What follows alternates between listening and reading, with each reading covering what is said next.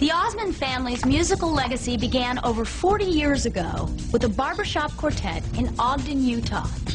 Since then, they've been reborn as teen pop stars, a brother and sister duo, and now as owners of one of the most popular musical theaters in Branson, Missouri.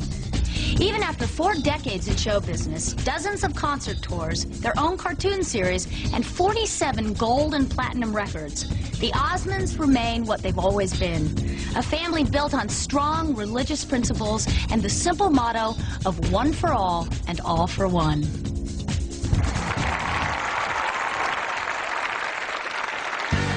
The Osmonds, from singing to dancing, from country to comedy, and everything in between. The Osmonds have done it all, and they're still doing it after more than 40 years in show business. They're Donnie, Marie, Verl, Tom, Alan, Wayne, Merrill, Jay, and Jimmy. And of course, the ones who started it all. Their proud parents, George and Olive Osmond, whose family of performers now includes 52 grandchildren and 8 great-grandchildren. To find out how it all began, we have to travel back to the year 1944. Joe Louis was the heavyweight boxing champion of the world. TV was in its infancy, and World War II was in its 5th year. In January of that year, after completing a 3-year tour of duty in the Army, 26-year-old Sergeant George Osmond was released from active duty due to persistent stomach problems. George turned up at a military depot in Ogden, Utah, looking for work.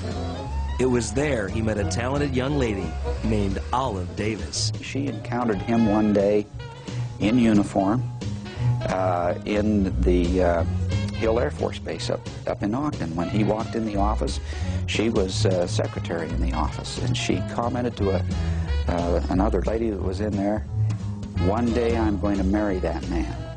Olive played the saxophone in a local dance band, and George enjoyed singing. The two began performing together, cementing the bond that would lead to a successful musical family.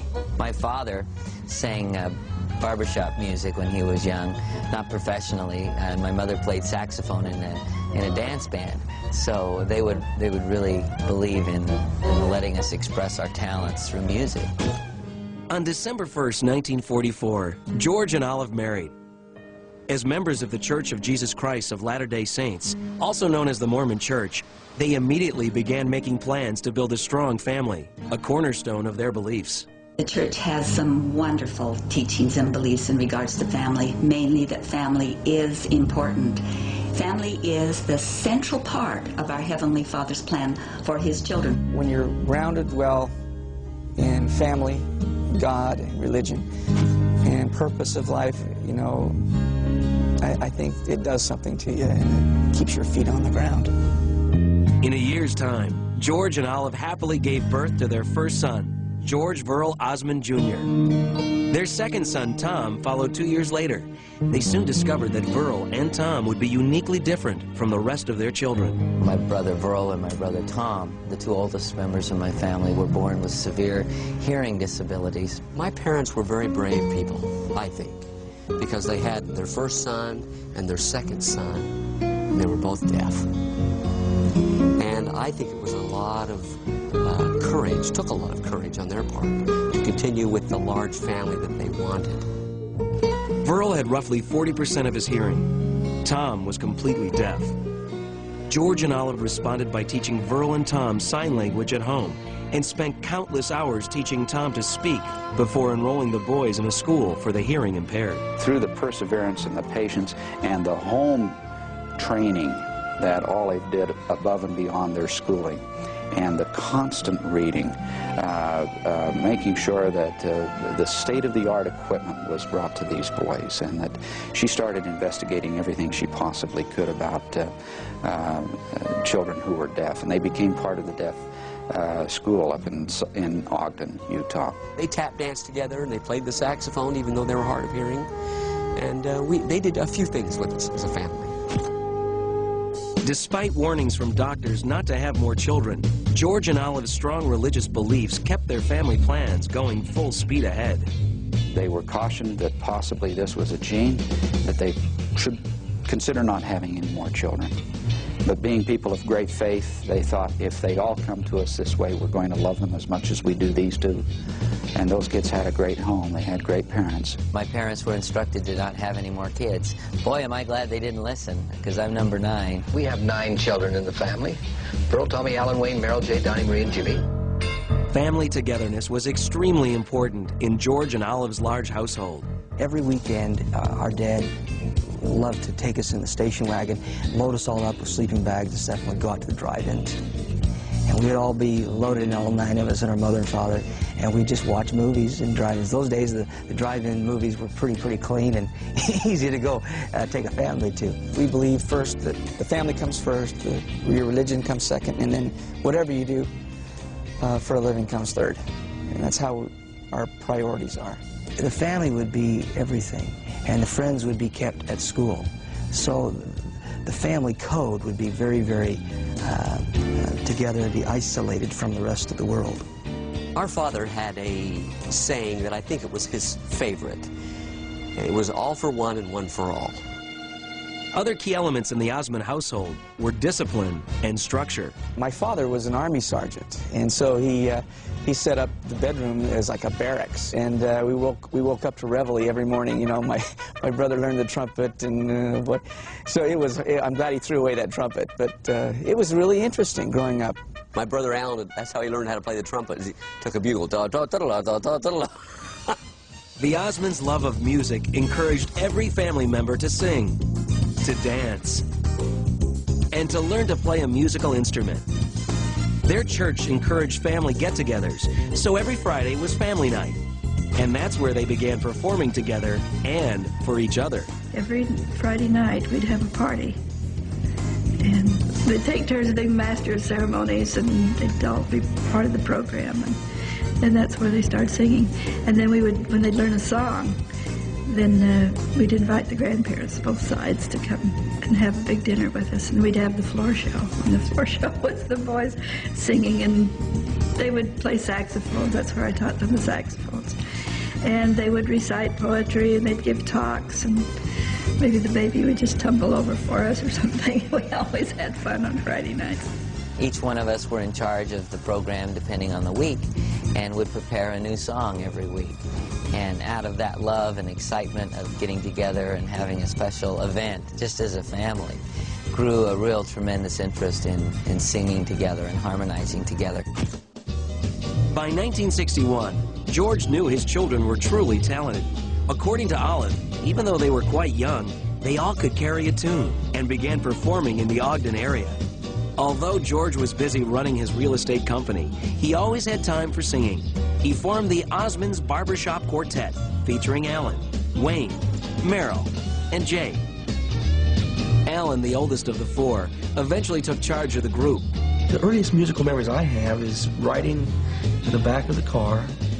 We always loved to sing. My father loves to sing. And he'd get us all singing in the car, and I was sitting behind his chair. And what I remember is he was singing a part that was a lot different than what the others were singing. And it intrigued me, and I started singing his part. Pretty soon I found that I was singing the harmony, and I got so my ear could hear those parts. Our family has always been interested in music.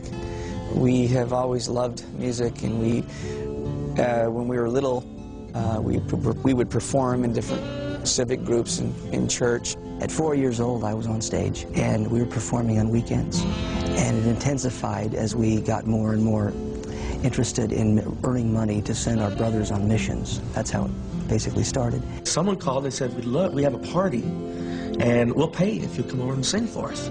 Pay? That's great, you know. So they gave us $5, and that gave us each $1 apiece and $1 for gas money for our parents. And we said, boy, this is good stuff. We've got to keep singing. We can make $1. Our grandfather Davis really liked the way, we were as a group, and he put up the money to have a video made, which was a black and white film in those days, of us singing and performing. Love to sing you best, so hello to everyone. Hi there! The Osmond Quartet, formed by George, had spent the past 5 years polishing and perfecting their act. and preparing for the showbiz life. In 1962, the Osmonds promotional film was finished. The boys' grandfather Davis was so pleased with it that he suggested they send it to the Lawrence Welk Show. He said, you guys need to be on the Lawrence Welk Show. And so we put the film together and sent it to Mr. Welk. And he invited us to come out there to California and meet him. We were right there in his office. He was next door and had to cancel because he had an appointment. And so we didn't get to see him. So everyone had made the long trip from Utah to California only to be really disappointed. And so what happened is my father is always such a positive motivator. He decided, hey, we're going to Disneyland. So we all went to Disneyland. We saw this barbershop quartet singing on the streets of Disneyland. And so we went over there and watched them for a minute. And they noticed that we were all dressed alike. And they said, well, you guys look like a barbershop quartet. I said, yeah, we are. He said, well, come sing us a song. And so we sang them one, and they sang us another one. We went back and forth. A whole bunch of people started gathering around. And so they took us in to their boss, Tommy Walker, at the time in Disneyland. And he listened to us, and he told Walt Disney about us.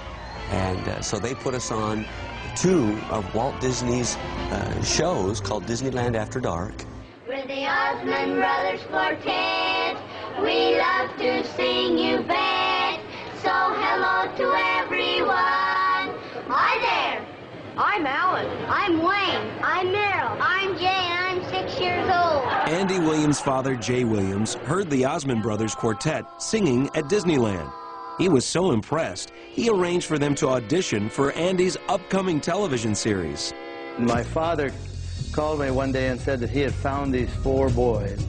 He said they're the same ages that you and your brothers were when you first started. You've got to give them a break. You've got to put them on. I said, Dad, this is big-time stuff we're into now. And we got Jack Benny here and Bob Hope, and we're trying to get ratings and things. He said, I'm bringing them over. So he brought them over to the studio where we were rehearsing, and so we stopped the rehearsal and listened to these 4 boys, and they were terrific. We had actually done 2 shows on the Andy Williams show. That's all they had given us, and we came back home and settled in for school, thinking this was over with. We'd had our little flurry. And one night we were sitting there having dinner, and Andy's father called and offered us a 5-year contract, which meant we'd give up 18 years of putting a business together and leaving home and our families and going to California. It was quite a decision. Ladies and gentlemen, the Osmond Brothers. We're the Osmond Brothers Boys Quartet, and we're all tuned up to go. We weren't really caught up with whether we're going to be famous or not, or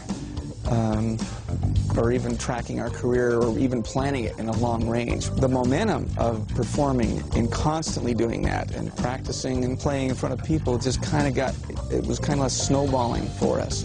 Their popularity started to grow, and the dancing and the instrumentation started to develop the more they were on television. They had to change their act. They couldn't just keep doing barbershop. They would do production numbers with Andy at the opening and closing of his show. And that incorporated a lot of dancing and a lot of visuals, a lot of movement. And the talent just started coming out. The discipline proved itself worthwhile. They became entertainers and household words. The Osmond Brothers were born. The Andy Williams show was a lot of wonderful moments, but a lot of stress because of the way we treated it. We were known as the one-take Osmonds. Just give it to the Osmonds, they'll do it in one take. Well, that's driving perfection almost right down on the nail, because you had to do it right, and the pressure was on, I mean, one day I said, and this is after they'd been with me for a year or so, I said, have you ever thought of playing instruments and maybe getting into a little more rock and roll? They said, good, wonderful idea. They all got instruments, but in about 3 months they were all playing really well. And I think by that time, Donnie had joined the group, so now there were 5 of them, and Donnie was playing piano. Donnie began performing with his brothers when he was only 5. He was an instant success with a television audience. I mean, you have a